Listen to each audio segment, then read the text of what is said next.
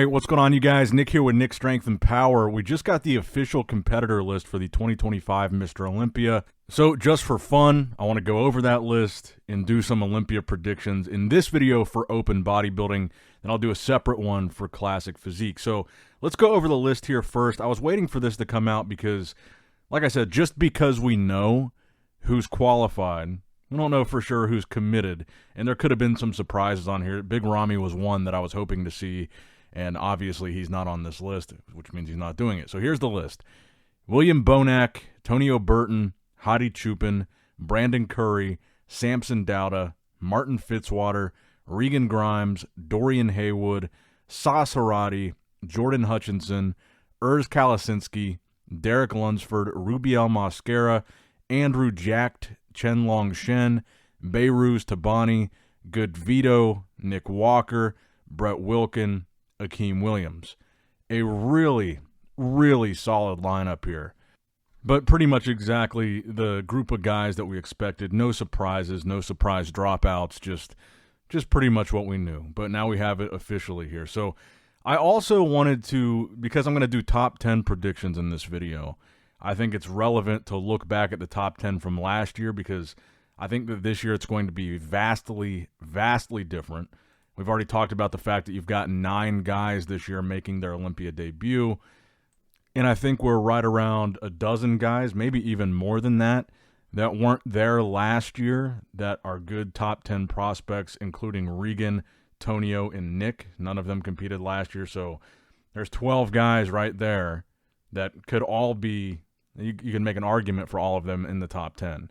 So looking at last year, Samson Dauda winning the show, Hadi Chupin in second, Derek Lunsford in third, Martin Fitzwater fourth, Andrew Jacked in fifth, Hunter Labrada was in sixth, he will not be there this year, William Bonac was in seventh, Rafael Brandau was in eighth, he will not be there this year, so there's 2 placings in the top 10 that just opened up right out of the gate.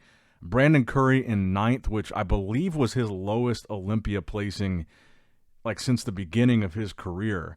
Then Akeem Williams in 10th. So I think this is going to be really difficult, because you're going to have to kick, for the sake of my predictions, I want these to be interesting, optimistic predictions. So I want to see a lot of new faces in the top 10 this year, and I think we will, but we're going to have to kick some of these guys out from last year's top 10 in order to do that. So I'm going to start with 10th place. Can somebody push out Akeem Williams and crack the top 10? So for 10th place, I'm going to go Urs Kalasinski. Now, for me, this placing was between Urs and Rubiel. And I think of the two of them, Urs has shown that he's a little bit more consistent. And I think there's a much higher chance that Urs is going to come in the type of condition needed to crack the top 10 at this Olympia than Rubiel. I think there's a possibility that Urs could place higher than 10th, but I really do think the more that I've looked at Urs and his recent updates, I think size is going to be an issue for him. It was very impressive that he won his pro debut and then won, or I'm sorry, I keep saying pro debut, but open debut, and won those 2 open shows back to back.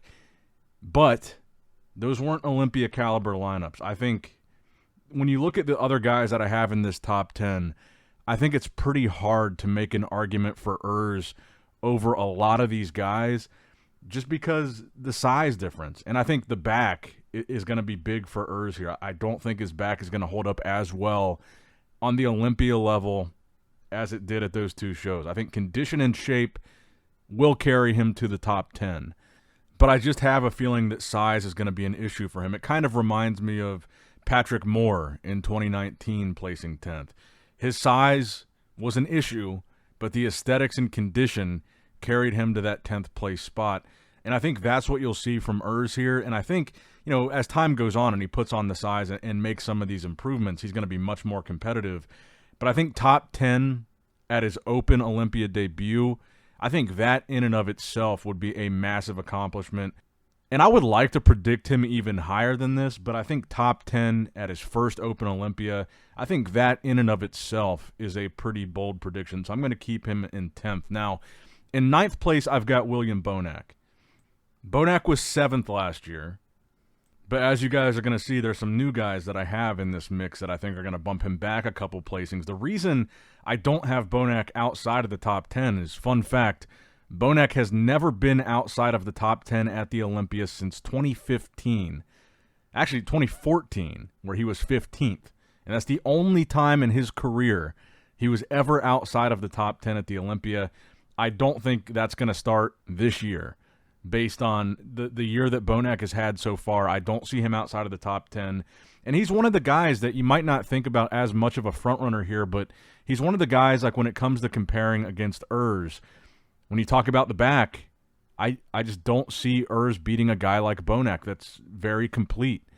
So I think Bonac in 9th, keeping him in the top 10, having him over Urs, having him over Rubiel, who I think will be outside the top 10. I think that's a fair place to have Bonac. In 8th place, I've got Good Vito. I think Good Vito is another guy that could place even higher than 8th, but I think he is one of the newcomers that has the strongest possibility of cracking the top 10 and even getting close to that top 6. Good Vito has pretty much everything going for him. He's got size, he's got wow factor, he's got freak body parts, he brings good condition, he's got a pretty good shape, he's got a pretty good V-taper, a really small waist considering how big his legs are and just how big he is in general. If he's on, I see him solidly, I honestly see him in no lower than 8th. I think he's got some potential to make a really big splash here, and I see him in kind of a similar range as like when Michael Krizo made his Olympia debut. Krizo was only able to debut at 12th place in 2022. Then he came back in 2023 much better, and he was in 7th. That's more kind of the expectation that I have for Good Vito. If he's really good, I think 8th place is an expected range.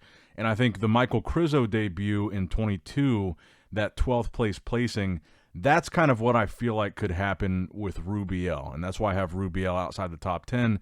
But then if Rubiel comes back more refined, then maybe he cracks the top 10 in a similar fashion of Krizo.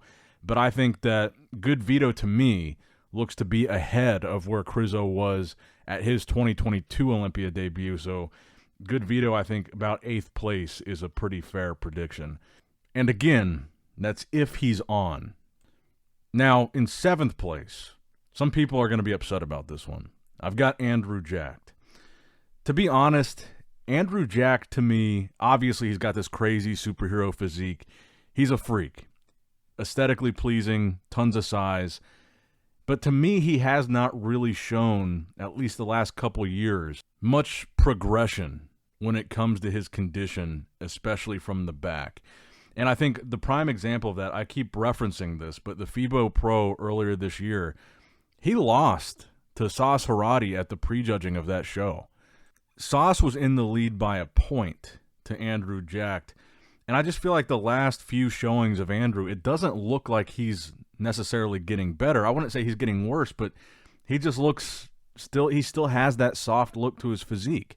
And he was 5th last year. And I think if he does the same thing at the Olympia this year, if he comes in and doesn't really show any sign of, being significantly sharper, or he looks how he looked at the FIBO show, I think they're going to ding him, and I think they're going to ding him at least a couple of placings. Now, of course, there's also the chance that he comes in good and better than ever, but I'm just going with the trend. I don't think that he is showing signs of progression. And he's in his 40s now, so it's harder to say like he's going to have like Andrew Jacked is going to have like a breakout year in his 40s where he completely turns his physique around and comes in better than ever. It's very unlikely. So I've got Andrew Jacked in 7th under the assumption that maybe we've already seen the best version of Andrew Jacked that Andrew Jacked can bring. And so that brings me to 6th place. Behrooz Tabani is my pick for top 6. He's going to be the guy, in my opinion, the guy making his debut this year that has the highest placing. I've kind of explained this already in the previous video that I did, but I think of all the guys making their Olympia debut this year, Behrooz he's been the most battle-tested. He's already beat Bonac. He beat Bonac recently, and Bonac was top 7 last year. He beat Tonio Burton at the Dubai Pro. He beat Rubiel, and he's done it multiple times. And I think he doesn't have any glaring weak points. I know people like to say his legs, but he's big. He's got size. He's 268 pounds at a week out. He's got an aesthetically pleasing physique, a great flow, a great structure. He's got condition. He brings very consistent, very good conditioning. He's got all three things and a pretty complete physique to go along with that. And I think that combined with the consistency that he's shown, I think he's got the best shot of all the newcomers of cracking that top six. So I think we're going to see Beirut, honestly, I think in at least sixth place, potentially even higher than that. Because even though it's his debut, he's not as new to the party as some of these other guys like Rubiel or Urs, for example, or Good Vito. He's been qualifying for years. So he's been at this level for years and maybe would have been top six at the Olympia already for years if he were able to compete. So I think he's already where he needs to be a top Olympia contender. He just hasn't had the opportunity to show us yet on the Olympia stage. So I don't think he's as much of a newcomer as the other guys. He's already established he's a top threat. He just hasn't gotten to show it on this stage. Now, in fifth place, I have Martin Fitzwater. We haven't talked a whole lot about Martin, and the main reason for that is he hasn't shown a whole lot of physique updates. And then the show that he did, Pittsburgh Pro, he kind of regressed a little bit, placing third there behind Derek and Nick. But Martin, I think, is the real deal. I think he's still a serious threat, top six, top five contender. I have him moving back a placing, and I think you guys can probably guess why, because I have somebody else moving up into that top three, and that somebody else that I have moving up into the top three is a guy that's beaten him the last time they went head-to-head. But I think Martin is still one of the more competitive guys at the Olympia. He's one of the bigger threats. Beat Chris Bumstead at the Prague show, top four at his Olympia debut. I just can't make an argument for him moving up this year based on Pittsburgh. So fourth place, I think this one will be interesting. This one will get a lot of people probably riled up and disagreeing with this one. But I want these to be fun predictions, so I'm going to go a little unexpected here. I'm going to go Derek Lunsford in fourth place. My gut is telling me two different things about Derek. On one hand, it's saying, look at what Derek did in 2025, winning the Arnold, winning the Pittsburgh. He's the favorite to win the Olympia. It doesn't matter how close it was between him and Nick at Pittsburgh. It doesn't matter if you're not impressed with his physique updates. He's probably going to win the Olympia. That's what my gut is telling me on one hand. On the other hand, I'm looking at his updates. I'm looking at updates from guys like Nick and Samson and Hottie. And look, just my honest feeling, looking at the updates of Derek, whether it's correct or not, I'm just not as impressed with what we're seeing from him. So I was kind of fluctuating back and forth on those two ideas. I was either going to make this prediction video where Derek wins, or I was going to make a prediction video where Derek misses the mark and slips. And I think that is the more exciting prediction video, that Derek misses the mark and slips, and somebody new moves into the top three. So that's what I'm going with here. And to do that, I've got to put Derek in fourth, which means third place, I've got Nick Walker. I want to see Nick Walker back in the top three. I want to see Nick Walker get that redemption from Pittsburgh. The rivalry that he's got with Derek, I want to see Nick come out on top in that rivalry. And for me, if that happens, it's Nick in third and Derek in fourth. I think Nick is probably, if we're being honest, I think the most exciting storyline going into this year's Olympia. After missing two Olympias back-to-back, the rivalry with Derek, beating Derek at the prejudging of Pittsburgh, winning the New York Pro, the super freaky updates that we've seen from Nick. I think Nick, if anybody pushes into that top three, and the top three has been Samson, Hottie, and Derek for how many years now? If anybody can push one of those guys out, I think that guy would be Nick. Which brings me to second place. I think this one will also be a controversial one. I've got Samson Dauda in second. And I think the main reason for this is I really just don't see anybody right now being the guy that's going to hold on to the title and successfully defend it. I think we're going to continue to see this title trade hands. And we've had a different champion every single year since Big Ramy. I think we're going to continue to see that title bounce around. And again, it's kind of another just gut feeling thing. My gut, I feel like it's not going to be the same winner this year. So my pick to win the Olympia this year, Hadi Choopan. All this stuff between Derek and Nick that we've been watching in 2025, you can really kind of throw all that out the window because Hadi beat Derek the last time they went head-to-head at the Olympia. Hadi was second, Derek was third. I think Hadi beats Derek again. I think Hadi beats Nick. And I think Hadi can beat Samson and probably will. In fact, we've seen Hadi beat Samson right before the 2024 Olympia in both of the Arnold Classics, the UK and the US. Hadi beat Samson back-to-back. And I think he's probably been grinding in silence, and I think he's going to come in here peeled out of his mind. And like I said, if my gut feeling is that Samson is not going to win this year, I think the guy that I can comfortably say can beat Samson again, I would be more comfortable saying Hadi than Derek or Nick. So I think that's a pretty interesting top 10 prediction. I think that should get some good conversation going in the comments. I'm sure a lot of people are going to disagree with a lot of these placings, and I think that's what makes this an interesting list here. So again, to recap, 10th place I've got Urs Kalasinski, 9th place William Bonac, 8th place Good Vito Vitaly Ugonikov, 7th place Andrew Jacked, 6th place Behruz Tabani, 5th place Martin Fitzwater, 4th place Derek Lunsford, 3rd place Nick Walker, 2nd place Samson Dauda, and 1st place I'm going Hadi Choopan.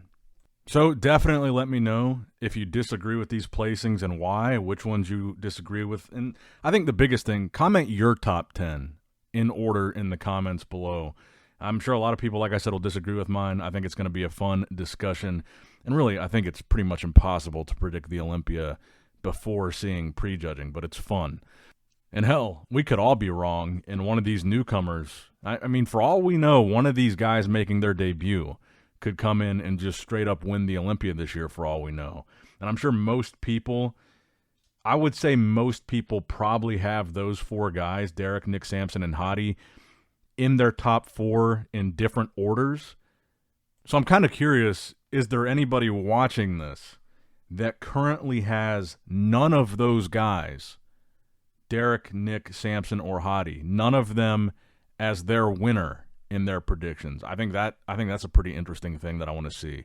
And then if so, who do you got? So let me know what you guys think in the comments below. Make sure you like the video, subscribe to the channel, click that bell notification icon if you have not already. And as always, I love you guys, appreciate you guys. Nick Strength and Power signing out. All right, guys, don't forget to click that like button and subscribe to this channel if you enjoy the content. Also, check out my Instagram at Nick Strength Power, my Facebook page, which is simply Nick Strength and Power, my secondary YouTube channel, Nick Strength and Vlogs, for vlogs and bonus content that you will not see on this channel. And consider subscribing to my third YouTube channel, Nick Strength and Pokemon, which is all things Pokemon and trading card games, completely unrelated to this channel. So if you're into that, give that one a look. And all links to merchandise and social media will be in the description box below. If you guys want a Nick Strength and Power t-shirt, that will be in the Shopify link below. Have a great day.